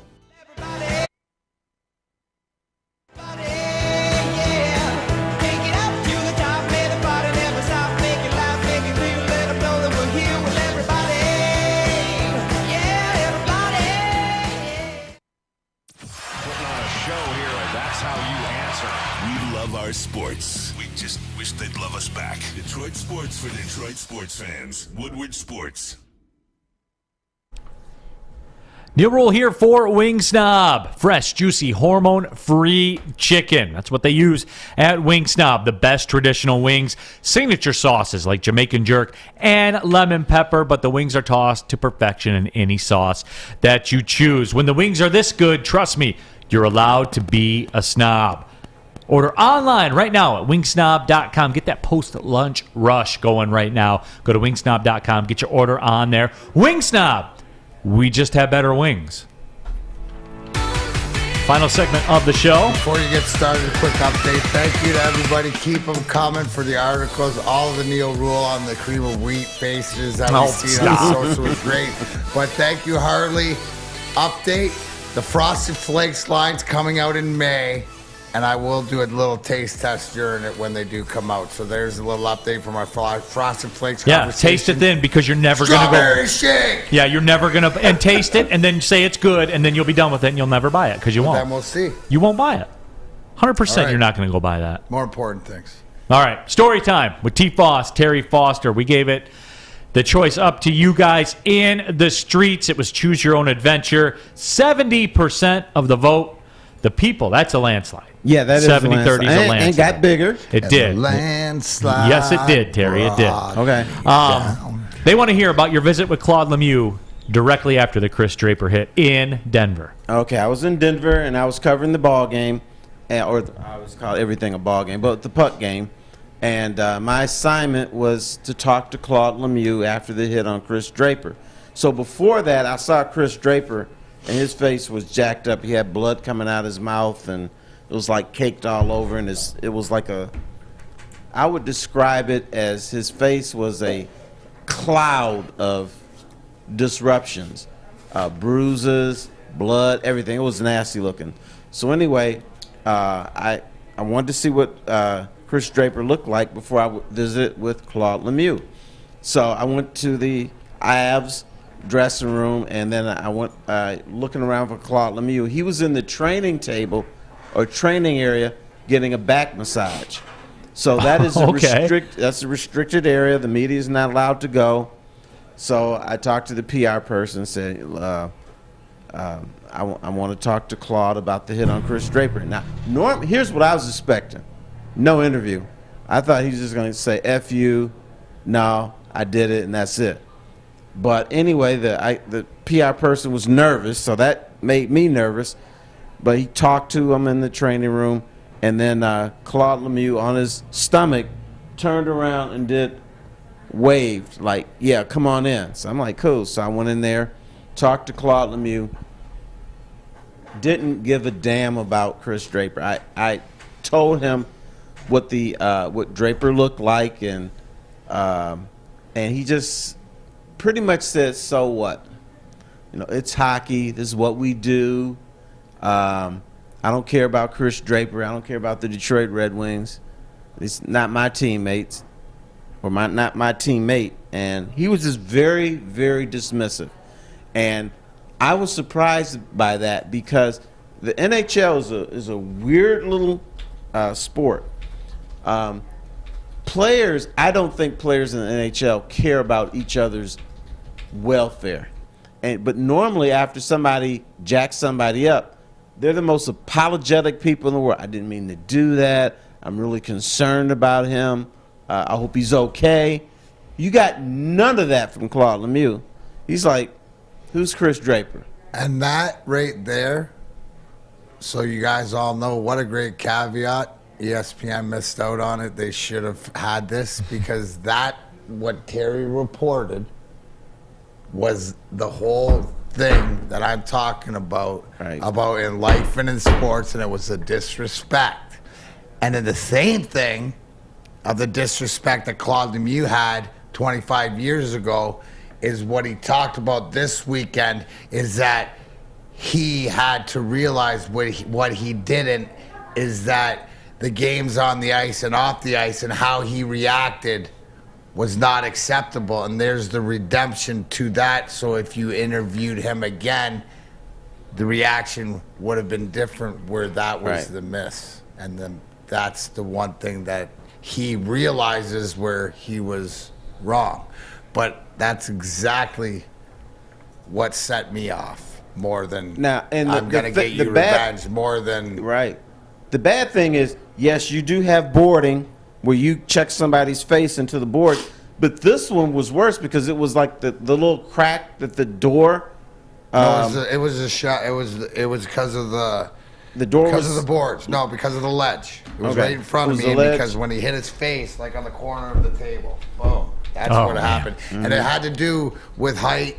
You know, I mean, if you break it down for the hockey play happening, I've seen worse things in hockey happen, but it's the reaction to it is what made it such a storm. Shout out to Braylon Edwards, who was in the house the other night. It was always good to see my guy, and you know, I always love it. I always tell him, because his mom knows, because DMac's her favorite. In hindsight, you know what my visit with Claude Lemieux reminded me of? Rocky, where the Russian boxer, if he dies, he dies. If he dies, he dies. You know, that's what it reminded me of in hindsight. As you look back on it, if he dies, he dies. Cold-blooded. Right. So I have never ever face an athlete who just didn't give a damn about the injuries that he caused. That was the worst one. Yeah, so I mean, hey, good show here today. It was a lot of fun. Big thanks for ESPN coming out. Yeah. Good catch up. But yeah, Terry, so great reporting. So technically, look at the bad boys. Look at the Red Wings. T Fost, Obi-Wan Kenobi, and a little bit of nudging, a little bit of reporting, this and that, he knowing what it is. I just, unbelievable. That's why you're going to be lucky when he steps on board next week, right? Yes. Next week with the Morning Wood, you'll get a whole dose of T Fost. Yep, you're back in it. What's that show going to be like, T Fost? I don't know. There's some changes that I would like to make. I want the morning show to be more fun. Okay. Thank you. I think one of the is they know their stuff, but in the morning you got to have fun. I want Maddie to laugh 20 times the show. That's my goal. All right. Hey. I'll tune in. Absolutely. Okay. They doing story time though? Yes, Friday. People. Oh, you're doing it on Friday because people want to hear the Chris Osgood story. Okay. I do too. Oh, TBH. Lay it on you. All right, there you go. T Fost, appreciate you pulling up on us. Morning Woodward show. T Fost starting next Monday, right? Yes, but I had a great time with this show. We had a great time. They wanted to keep me here. I'm all for it. Easy breezy, lemon all right. Oh yeah, 100%. Man. Okay. You know that. For DMac, for T Fost, for Sam Flannel, for Spencer, my name's Neal Ruhl. Appreciate y'all tapping in. Big D Energy, Woodward Sports Network. Well, see you later. Gang, gang.